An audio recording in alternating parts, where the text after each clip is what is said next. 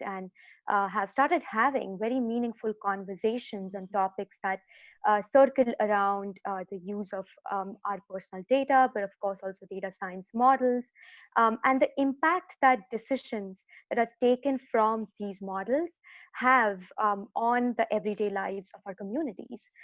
Data scientists and even technologists today, they are shouldering immense responsibility and leading crucial initiatives because they have to very conscientiously design models and take decisions, distill insights that go on to design, again, policies that have tremendous impact on the lives of individuals. And these processes and data science in general, of course, has a lot of advantages today, but also at times there are a few disadvantages. There are side effects that we must openly talk about and must be in the know of. I'm sure everybody in the audience, especially me, I can speak for myself that I was very excited to understand what goes into this process, so that I can contribute meaningfully and play my role to the best of my abilities. And I'm sure all of you who have joined us here today feel likewise. So today in our midst, we have excellent experts, Elizabeth Adams and Amy Smith, who will walk us through their end-to-end process, as well as the principles and frameworks that they use when they face challenges. So we will do a deep dive into topics such as, of course, data analysis, the end-to-end process, but then how do these go on to inform policies? And if time permits, we will also discuss a bit about how we as a society can prevent echo chambers from getting created when we use quantitative data to design policies. So with that, I would like to welcome both Elizabeth and Amy with a round of applause and snapping of fingers, because thank you so much for taking out your time for us. We are very delighted and honored that you chose to take out time to discuss this very important topic. So now if you can tell us about yourself, your work, and what really made you decide to tackle this very important subject. Should I go? So thank you so much for having me this evening. I am super excited about sharing the work that I'm doing here in Minneapolis. So just to start, I'm Elizabeth Adams. I live and work in Minneapolis. I'm a native Minnesotan. I've been back home just a couple years, and I work in the civic tech space and also the AI ethics space. So I am an appointee for the City of Minneapolis's Racial Equity Community Advisory Committee. And there I help influence the civic tech scene by working with various elected officials and appointees and other commissions and boards on helping them understand the importance of transparent technology. And I'll get into that a little bit more. I'm also a Stanford Fellow. My fellowship is in race and tech, and it's really to study 3 different areas. One is the civic space. Civic tech space, which I mentioned. I also developed a model it's a tech insertion model to uncover and eliminate racism. And I may talk a little bit about that. But the other piece of it is something that I'm working on now with my research assistant, and that is a community response command center, so that in the future, when we experience, or if we experience a pandemic or a fire or something else that might happen in our city, we have a coordinated community response to ensure that marginalized communities of color and vulnerable populations are cared for. And then finally, I'll just say I'm a recent global advisor for AI cooperations for the United Nations. So I'm super excited about that. And I'm really excited about working in this space because I feel like the work that I get to do will help save lives and help communities thrive. So I'll stop there and I'll share more later. Thank you. Thank you, Elizabeth. I'm so honored to be on the panel with you. My name is Amy Smith, and first of all, thanks Anmal for reaching out and inviting me to participate, and everyone who turned out to show up tonight. That's just fantastic. I'm a data scientist and a policy researcher, and for the past 10 years, I've been working in some combination of data science, mapping, transportation planning, and policy. And a lot of that has had to do with understanding how data can be used to answer policy questions. I focus mostly in the transportation space, but policy research is fairly broad, and people are working on a number of different important policy research topics.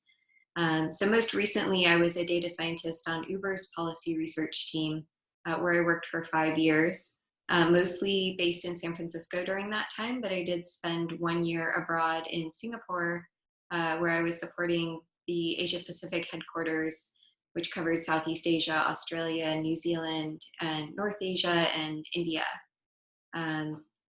Since then, I've recently joined Rebel Group as a senior data scientist, and the Rebel's focus is sustainable and inclusive urban development and mobility. I'm still fresh in that job, but I'm excited to be joining. I'm a geographer by training, and as such, maps are a big part of my life. I love work that gives me an excuse to make a map.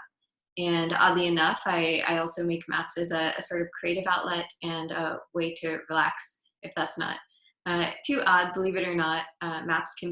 Making maps can be a very relaxing activity as well. And that's me in a nutshell.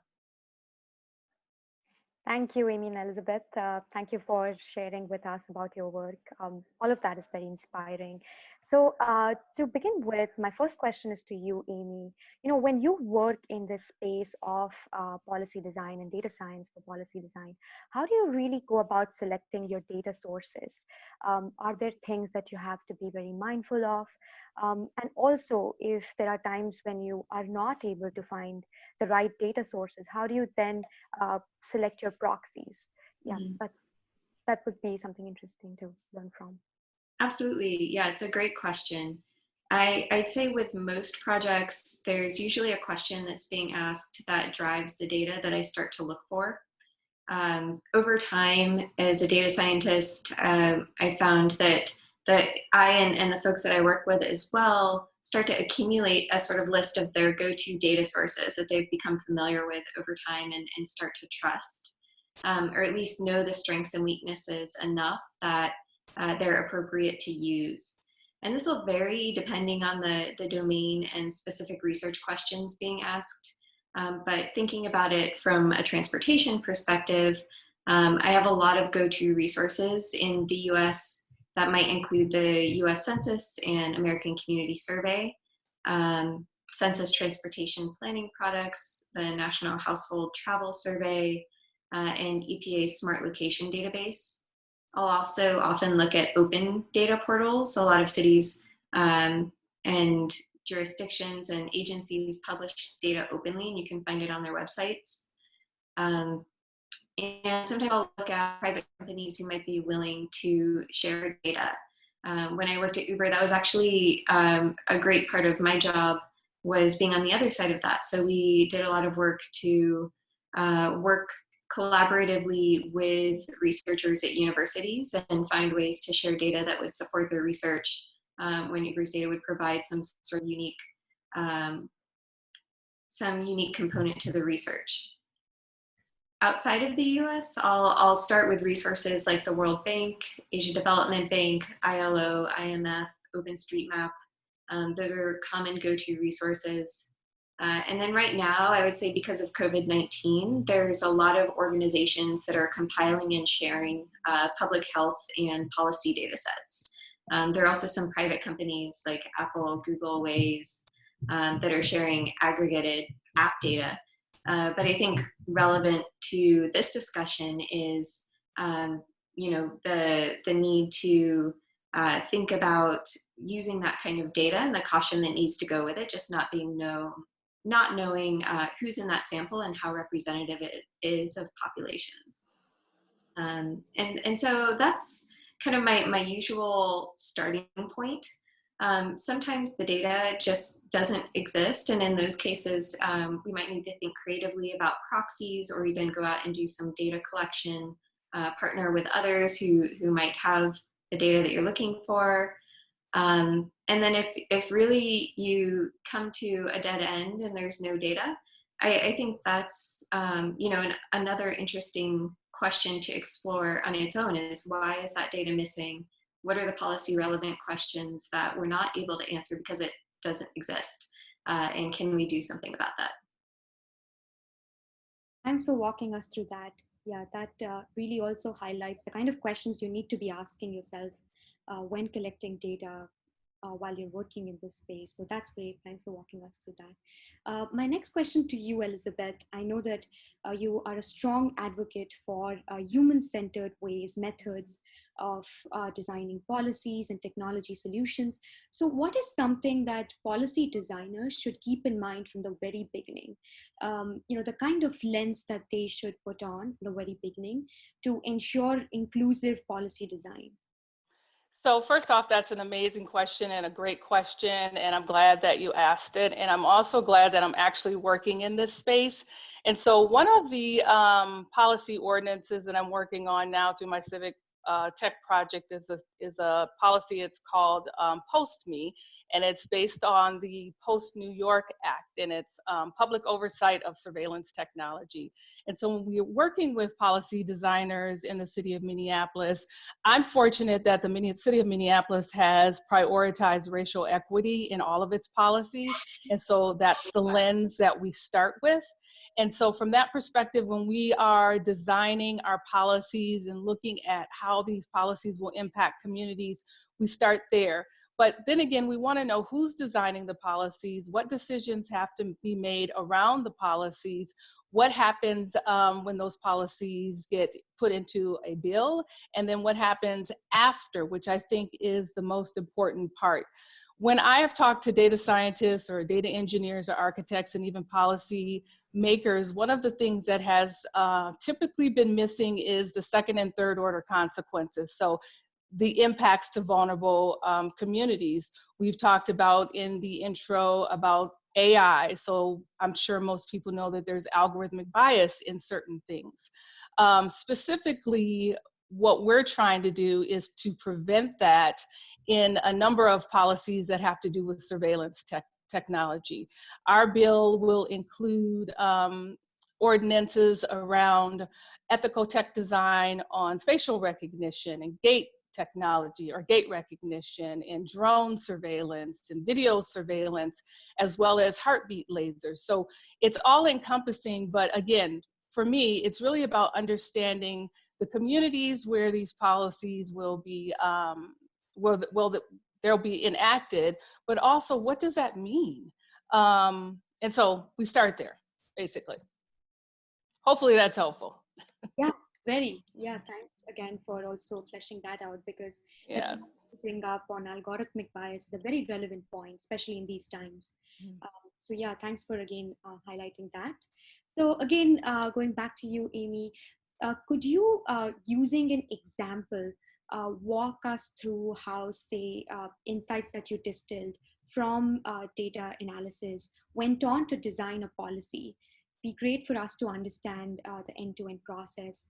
And also if there are, say, any assumptions made during the analysis process, then how do you communicate them to the policy designer? Are there pushbacks that you face when you do so? Mm-hmm. Yeah, definitely. I would say there's maybe not surprisingly one formula that applies across the board. I think my personal process usually starts with a combination of identifying who are my stakeholders and how can I get as complete as possible a picture of the questions that are being asked. I do a fair amount of talking with policy experts and doing desk research. I like to get out of my bubble as much as I can and try to find my blind spots. And I'm lucky that in every job that I've had, I've been surrounded by extremely smart people who are generous with their knowledge. At Rebel, where I work now, I have colleagues who are experts in a space that is new to me in transit payments and ticketing. Transportation related, but something that I was unfamiliar with. And there's so many questions right now I'm finding around COVID-19 and how it's going to impact public transportation, what that means for its future and the people who rely on it. And I could go off on my own and do any number of analyses and rabbit holes, read endless amounts of information on the internet, but it's much more efficient for me, I found, to go to my team and bounce ideas And not only that, but they help me also focus and hone in on meaningful questions.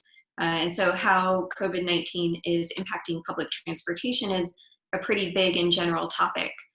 So then let's drill into that. What are the different facets of transit and mobility that are relevant for planners and policymakers? Okay, we know public safety is one for sure, transportation equity and access to mobility, sustainability and the environment, funding and revenue for agencies that are trying to survive. There's a lot to tackle, and so I rely on my network of stakeholders and who's asking the questions to help me sort of prioritize. And that also helps me, kind of going back to the last question, think about what data am I going to need to try to answer this question, and what's missing. And I think that's where assumptions are really important to be clear about, because at this stage with COVID-19, there's so much uncertainty. And we have to be extra cautious. We might not be able to assume that the historical trends that we've been seeing over the past decades are going to be linear in any way when you have this kind of interruption. And so a traditional travel demand model that planners might use in the past might not be the best tool to use. And so when we're thinking about future outlooks, those kinds of assumptions need to be clearly communicated, as well as the uncertainties around them. And we might need to test out different types of scenarios based on different assumptions to try to get a more holistic picture of what the future might look like. Does that help answer the question? It does, yeah. Great. Point you bring up, it does seem to be a collaborative process that you do with founders. I see. That is great to know. So again, moving on to this other question that I had for you, Elizabeth. I remember we were talking and you brought this up, and I personally found it very inspiring. I'm sure a lot of our audience members will also find this to be very motivating. So you, out of curiosity, took it upon yourself to identify the loopholes in our current data analysis and policy design processes. You then went on to also discuss these shortcomings and educate people about these, because they were leading to policies that were not necessarily inclusive and almost leading to collateral damage for a lot of communities and individuals. Mm-hmm. So how was this journey like, and where did you really begin? Yeah. So, well, first off, thank you again for asking that, because as I mentioned in a couple of the things that I tweet, part of the value that I think that I and our coalition partners offer elected officials is to be able to tell the story of the why we are here, why these things are important to us. And so, as I mentioned before, maybe I didn't, I spent a number of years in the Washington, D.C. area working on some pretty significant projects for the Department of Defense and Defense Intelligence Agency. And I came back to Minnesota for family reasons around 2014, and I took a position that unfortunately was extremely, extremely racist and prejudiced, and I faced a lot of discrimination. In fact, I was accused of being someone that I wasn't. Someone was using technology to say that I was somewhere that I wasn't. And it was a horrible experience. And what I took from that was, during that awful time, there was no way I could really think about technology. I had to trust those who were in positions to design technology and to build ethics into the technology process to do that for me. And once I stepped away from that job, I decided that I would begin to research what this meant. And I came across a video called AI, Ain't I a Woman by Joy Buolamwini. And I knew at that point that that would be a path for me, which would be understanding algorithmic bias, understanding fair and equitable technology. What does safe technology mean? What does it mean for communities of color and vulnerable populations? And I began to hold learning events, and I began to reach out to data scientists, and I began to ask them questions like, do you understand what happens when the technology that you help build gets into the marketplace? Do you understand whether or not the people who are using the technology that you help build, if they're trained well enough to use it, or if they're trained to identify bias? And do you understand what happens to those communities that are impacted by the technologies that you design? And so I started just asking a number of questions, and I ended up working with some organizations to kind of help them develop the first AI ethics principles, but it's really about bringing in those stories, bringing in those real life examples of what happens. And there are plenty out there, and anyone can look on, do a search on the internet to find out what kinds of challenges there are in the tech space when ethics are not built in, when transparency is not there. How that translates to policy is now what I'm working on, and how that translates to communities is part of what I'm interested in and what I'm passionate about. So that's my journey. It was a personal experience. I've been in technology for a long time, but then I also had a personal experience that has led me to this work. Yeah, thank you for sharing that. Yeah. I'm sure, is also very inspiring, because that goes to show how all of us in our own ways can really make it our responsibility to raise these important questions and, take interest in these processes to understand how they actually work out in real life. So yeah, thanks for sharing. So with that, I'm going to save one more question that I had on preventing echo chambers for the end, and I'm going to now hand it over to our audience members. So I already see a lot of very interesting questions in the chat section. So yeah, Nikki, do you want to start? Yeah, so anyone, if you would like to start asking your questions in the chat, we'll start with the ones that we already have. I'll turn off my video so you guys can focus on the amazing speakers, but I'll ask the questions for you if you put them in the chat. So the first one is to Amy. Do you often have to deal with severely imbalanced data, such as limited data from a certain sector or class? And if so, how do you commonly go about tackling that? Mm-hmm. I would say it's fairly common, because a lot of the data sets that I rely on are just publicly available data. The best data sets for any analysis I found are the ones like the US Census, where it's standardized, it's collected regularly and for everyone, but that's not always available for everything. So an example is there was an analysis that we wanted to do around bike share, and whether we wanted to understand, is bike share providing modal alternatives to communities in low income areas. And one thing we could do easily is overlay some map data using income data and say, okay, these are the low income areas, overlay that over trip data and do a join and see what we find. However, the areas that are low income may or may not be residences. A lot of financial districts are technically low income areas. So you might be capturing a lot of activity in those areas, but it might not represent the people, the communities who live in those regions. And so we had to get really creative with the analysis in that case. What we ended up doing was looking at a subset of low income areas that were purely residential and trying to get a signal that would give us a stronger indicator of is bike share being used in low income communities. And we did end up finding a signal which was promising, but still very limited in what we could glean from that analysis. And so from there, if we wanted to make it stronger, we might have wanted to do something like a survey where we're actually going on the ground and talking to people and trying to find out more. Amazing. The next one I will pose to Elizabeth, but Amy, certainly jump in if you wanna add to this. So as designers, how do we balance difficult career incentives that work against ethical practices? So Jennifer is saying, often I find stakeholders don't want to receive the message that their product is potentially harmful when revenue is at stake.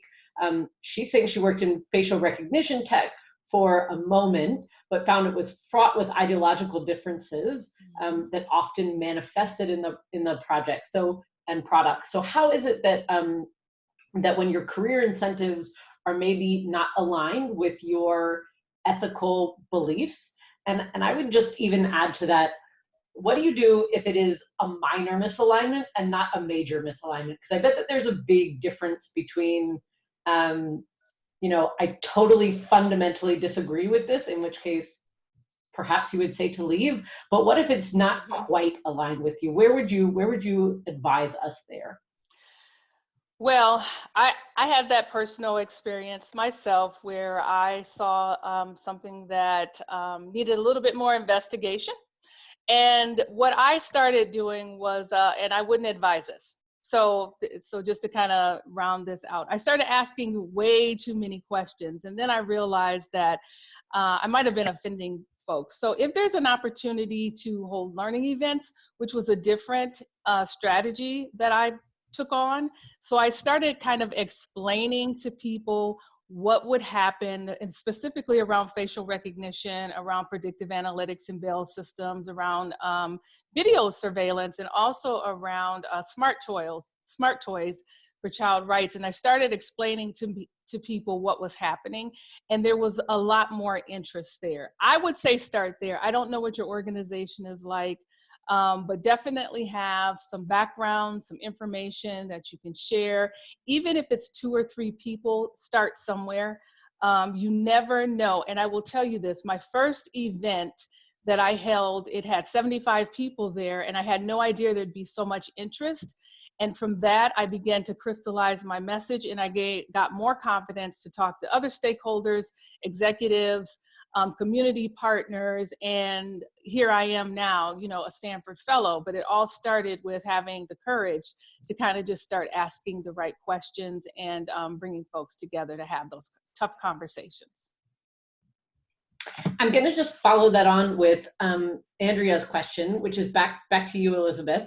What lessons might we be able to take from civic tech in order to propose policy in a corporate setting?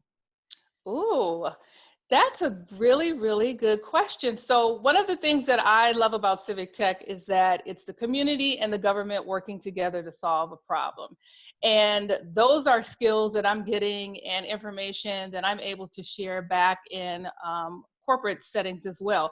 But I will tell you that there's real value in finding out if there are commissions, boards, or committees in your local community where you can influence your the tech scene, and then learn what that process is and bring that back into your organization. All of those things, there are no lessons that go, you know, unused for me. And so again, I would highly recommend finding out what's in your community, get involved, and then bring back what you are learning to your environment, and vice versa. I take the things that I learned from a corporate perspective into the environment. So hopefully that's helpful. Awesome. Okay, let's probably put this one to Amy. So with machine learning and AI, would you say in the future, will there always lie a boundary where we have to separate humans from technology rather than let technology impede at every point? Wow, what a question. I guess I would say this is maybe a little bit out of my domain expertise, just having focused mostly on transportation and not using much machine learning and AI. But from a policy perspective, I would hope that it's, you know, people make the policies, and if we're doing things right, data can be used to help policymakers make better decisions. So in that way, I think that something like machine learning and AI, if it's used the right way, and has, to Elizabeth's earlier point, the right principles in place and that are guiding how we use those technologies, then ideally that should inform the policymaking process, but not dictate it. Can I just add something there? So the data that we deal with is the data that is collected through surveillance. And so it's a little different. So even though we are building in ethics, we are building also transparent principles, and also what happens when we find out that someone has abused these principles. How do we build in safeguards for the community? So we're also extending that to emerging technologies, unknown technologies, things that we don't know about. And the reason being is that, as I mentioned before, there are city staff and government officials, they're not necessarily technologists. And so maybe they found some technology that they think will help make their jobs easier. They're using it to augment something. But once that data is aggregated, so we're thinking about DNA from a law enforcement perspective, things that they look at, but also now we're looking at contact tracing. We're looking at, as I mentioned, facial recognition and license plate readers. So once all that data is aggregated, that's when it becomes a concern from a civic tech, or that's when it can become a concern from a civic tech perspective. And so we're building in transparent and ethical principles around that. We're not saying you can't use it. We just need to know why you're collecting it, how long you're going to collect it, why are you collecting it, and what are you planning to do with it. That actually feels like an excellent segue to Anna's question, which is that we've seen some legislation and legal action around certain types of technologies. So, for example, Indiana's laws around personal identifiable information allowed litigators to sue Clearview AI, which is a facial recognition company. Are there ways that we can help drive local or federal lawmakers to create more rules like this? So where you were talking about wanting for it to be more transparent, wanting technology to be used, but to be open, what is it that you think works from a regulatory perspective? And I think we put that question to the both of you. Yeah, so we're actually working on that now. I don't know if you guys want to follow @postme on Twitter, but we can share our ordinances. And we've kind of outlined what these things are. Our process is to work with council members. I had a meeting with a council member today, actually walking them through, what does this bill mean? Why is this legislation important? Will they give a vote of yes? And they're asking lots of really good questions. So part of my process is to work with these elected officials, work with the city attorney, work with the city clerk. But you have to, again, as I mentioned, get involved in your community and help them understand what the impacts are. There are also a number of commissions that we have to work with, but it takes time. And that's where the relationship management is really, really key. So it's not impossible. Our bill was not created from scratch. We used it based off of other adjacent cities, what New York is doing, what Seattle is doing, what Oakland is doing. So you don't have to recreate the wheel. Happy to share some of that information after. If there's someone who wants to know specifically what we're doing, happy to give you access to that. I would just add on to that excellent answer that from a data science perspective, data scientists I've found often are acting as liaisons in the policy environment and helping to articulate and clearly communicate what's happening with the data and what some of the nuances are that might not be immediately apparent. So when it comes to a conversation around privacy, I'm thinking about the difference between anonymization and the ability to re-identify an individual in a data set, which I'm not an expert in this space, but after talking with enough people who are much more familiar with privacy sensitive data than I am, they helped explain it in a way that I could understand and that a general population could understand as well. And so I think that's an important function of data science too, is sort of acting as that communicator and liaison.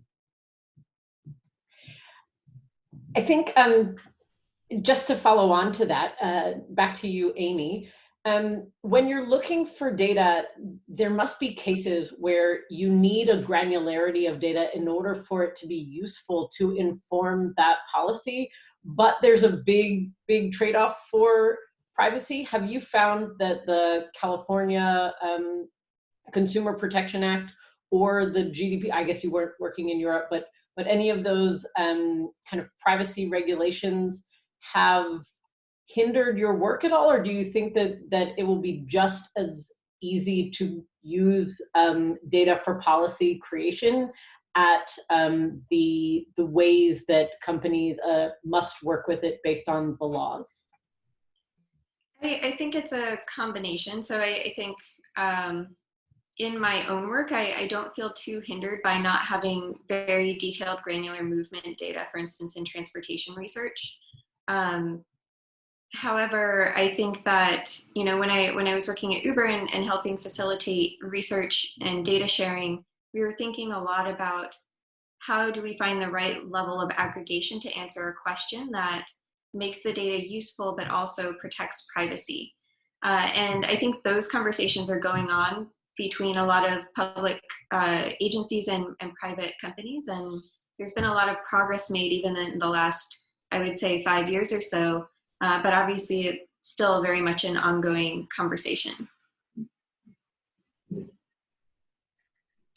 Amazing. We have time for about one more question from the audience, and we have one here from Alyssa, and then we'll hand it back to Anmal, and we'll talk about the last question from her. So, related to the point on granular sensitive data, there's a lot of movement in the policy program administration to make greater use of government and nonprofit administrative data to guide improvements. This naturally requires the use of really sensitive data that wasn't necessarily collected with consent, because it was part of the collection from program operations. Do you have any thoughts on using that type of sensitive data? This is probably relevant in a number of policy decisions, especially around, let's say, public health with COVID. I'll open it to either of you. I would say for me, that's an area that would make me very uncomfortable as a data scientist, and I would immediately go and talk to my colleagues who are experts in privacy. So I definitely want to make sure that any work that I'm doing as a data scientist is taking that into consideration, and that, again, I'm gathering perspectives, looking at all my blind spots, and making sure I'm being very, very careful with any analysis. And I'll say thank you for that, Amy. For the city of Minneapolis, Minneapolis in February passed a data privacy ordinance that basically says if the city collects any information on you, we have to be transparent. We have to let you know why we're collecting it. And that's because the city gets a lot of requests for certain data. And so I thought that was I thought it was a great idea, one, and I think it helps protect the citizens and helps make citizens trust their government here. But to Amy's point, I would have to ask more questions about why someone needs something, and especially if the process isn't transparent. That would concern me. And let me just add one more point. I think that is one of the major reasons why we are working on this public oversight of surveillance technology, because again, companies are doing things to make a profit. They may not necessarily all have ethics embedded into the design process. There's very little legislation around it. And so in order to protect residents, we decided to work directly with policymakers. Because again, as you can see with Amazon and Google and Microsoft, even though they have moratoriums on their facial recognition, I think, well, Amazon does, there are a lot of companies, and one person mentioned Clearview AI, that doesn't. And they're also adding new things which are concerning. So Clearview AI has a number of relationships with local police office or law enforcement offices where they are collecting information from Amazon Ring. So that again now becomes another piece of data that is collected, aggregated, and who knows what for. And so this is the reason why working really closely with policy designers and policymakers, to help them understand that, like I said, the second and third order consequences of why this information is so important so that it can be transparent. Amazing. Thank you all. I'm going to hand it back to you, Anmal. Thanks everyone for asking those very meaningful questions. So the question that I'm about to ask now, it's sort of tied in many ways to things that we have covered. But something that we have seen over time is that when we have policies that are informed by quantitative data, often what ends up happening is that they create vicious feedback loops, and the data itself begins to embody truth instead of helping explore it. So what are some common mistakes that you have seen, that both of you have seen people make, that lead to creation of these echo chambers because of such policies informed by quantitative data?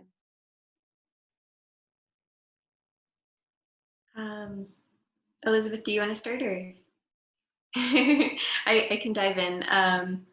I think in terms of echo chambers, I'd say in every job I've had, and I think that hopefully not everyone has experienced this, but it wouldn't surprise me if it was a little bit common, is that there's that person who wants to prove a point that they already believe using data. And in some cases, it's unfortunately accepted as a strategic path to do this. And so I think it's really important to foster a culture of curiosity in which it's okay to be wrong, and data scientists are empowered to push back. And if they're being asked to manipulate data rather than analyze it, they are able to catch that and have a voice. In my experience, you really need the right leadership to ensure that the technical and data scientists, as well as the folks who are working more on the policy side, have that voice and are able to really push back if needed. And it's something that I look out for in my own work too, because I'm a human. I tend to have a tendency to protect my own beliefs about the world, which is why it is important for me to do a lot of perspective gathering and trying to get outside of my own echo chamber when I'm starting a project.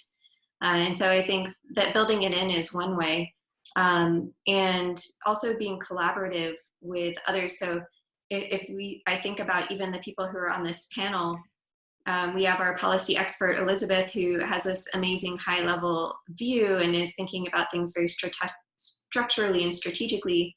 I'm oftentimes in the weeds with data, doing analysis, but also desk research and project management.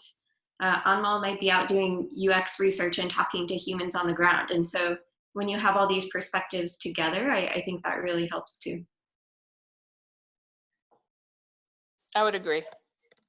I don't have anything else to add. You did a great job there. Thanks. Yeah, thanks for sharing that. Makes sense. Seems often I think what ends up happening is that, when a policy gets made, we don't, as individuals, raise the right questions or feel or hesitate a bit. So I think everything that both of you shared today really goes on to show how all of us can, if we choose to take interest and understand these processes, really play our role. So that's great. Yeah, thank you for answering all our questions and talking about your journeys and experiences too. Thank you. Yes, Amazing. thank you so much. I want to thank you all again as well. So Anmal, Elizabeth, Amy, we're so lucky that we've had all of you join us today. And I would love to be able to share with everyone, Amy, in the chat, there were a couple of people interested in some of the data sources that you were mentioning, especially from a transportation perspective, but also even from the very beginning when you were listing out the sources like the census and the American Community Survey. So it'd be amazing if we could get a list of those, and we'll send them out after this meeting. And then Elizabeth, you had also mentioned that there are a number of ways that everyone can get engaged in their own local community. Yeah. So working with their own city councils or that sort of thing, it would be amazing as well if we could capture some of that information and share it around with everybody after the fact.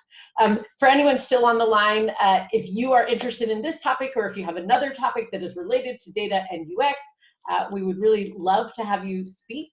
Or if you wanted to recommend a speaker, we are going to be virtual for the foreseeable future. But we had a great evening tonight, and we are looking forward to doing it again.